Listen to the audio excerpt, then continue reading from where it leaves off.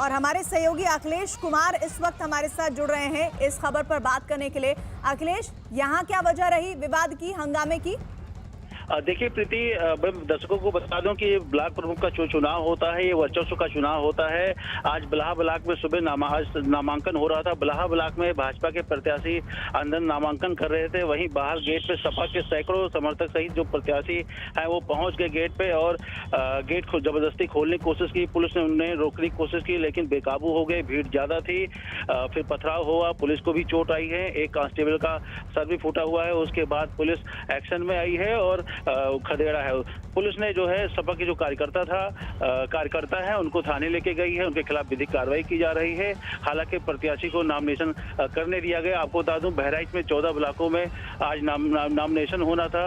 9 ब्लॉकों में एक से अधिक पर्चे दाखिल हुए हैं लेकिन 5 ब्लॉकों में केवल भाजपा की प्रत्याशी ने नामांकन दाखिल किया है। जी, लेकिन अब क्या हंगामा ये शांत हो गया है? हाँ प्रीति, बिल्कुल ये अपडेट ये है कि जो वहाँ के खंड विकास अधिकारी हैं उन्होंने बताया है कि सपा के प्रत्याशी का भी पर्चा ले लिया गया है। भाजपा प्रत्याशी भी नाम दाखिल कर चुके थे उससे पहले और वहाँ पे शांति व्यवस्था कायम है, पुलिस फोर्स तैनात है। और जो वहाँ पे जिन्होंने भीड़, जो सपा के जो कार्यकर्ता थे जो भीड़ लेके आए थे उनके खिलाफ अब पुलिस विधिक कार्रवाई कर रही है, उनके खिलाफ मुकदमा लिखा जा रहा है। एक बार फिर से मैं यूपी के बहराइच की तस्वीरें दिखाना चाहती हूँ जिसमें लगातार आप देखिए किस तरह से हो हंगामे की तस्वीरें साफ हैं। यूपी के बहराइच में हंगामे की खबर है और वहां नामांकन के दौरान समाजवादी पार्टी के कार्यकर्ताओं पर हंगामा करने का आरोप है। नामांकन के दौरान किसी बात पर विवाद हो गया जिसके बाद समाजवादी पार्टी के कार्यकर्ताओं ने जमकर उत्पात मचाया है। बाद में हंगामा करने वाले लोगों को वहां से हटाने के लिए पुलिस को लाठीचार्ज करना पड़ा। और अब जो अगली तस्वीर है वो है उत्तर प्रदेश के एटा की, जहां पर ब्लॉक प्रमुख के नामांकन के दौरान हंगामा हो गया है।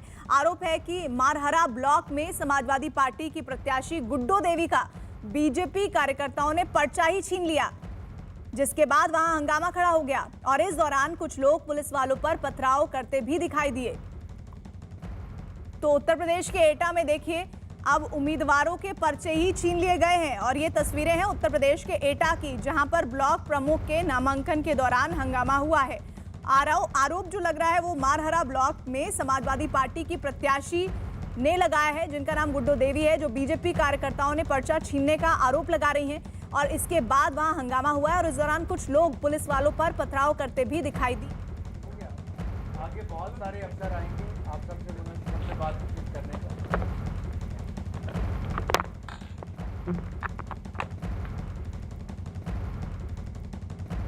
तो अनुराग ठाकुर को आप देख रहे थे, अब नई जिम्मेदारी के साथ नजर आने वाले हैं सूचना और प्रसारण मंत्रालय की जिम्मेदारी के साथ। और इसके साथ ही आप ये समझ लीजिए कि इन जिम्मेदारियों के साथ जब वो पदभार संभाल रहे हैं तो न्यूज़ 18 की कोशिशें यही है कि वो बात करें और क्या अब उनके सोच है, किस धारणा के साथ वो आगे चलने वाले हैं। हाल फिलहाल के दिनों में चुनौतियां किस तरह की होंगी इस पर भी निगाह है अनुराग ठाकुर की। जिनको प्रमोट किया गया है ये वो चेहरे हैं जिनका प्रमोशन हुआ है, उनमें अनुराग ठाकुर का नाम भी शामिल है। साथ ही 2 और तस्वीरें आप देख रहे हैं मनसुख मांडविया की, जिन्हें अब स्वास्थ्य मंत्रालय का पदभार संभालना होगा और साथ ही अश्विनी वैष्णव, उन्हें रेल मंत्रालय की जिम्मेदारी सौंपी गई है। अभी तक पीयूष गोयल इस मंत्रालय का कार्यभार संभाल रहे थे। तो ये तीनों तस्वीरें और साथ ही अब कोशिश ये है कि चाहे कैबिनेट मंत्री हो, राज्य मंत्री हो, उनसे बात की जाए। उनका जो रोड मैप है आने वाले दिनों में 2024 से पहले किस तरह से वो अपने विभागों में चुनौतियों का सामना करने वाले हैं और किस तरह से आने वाले समय में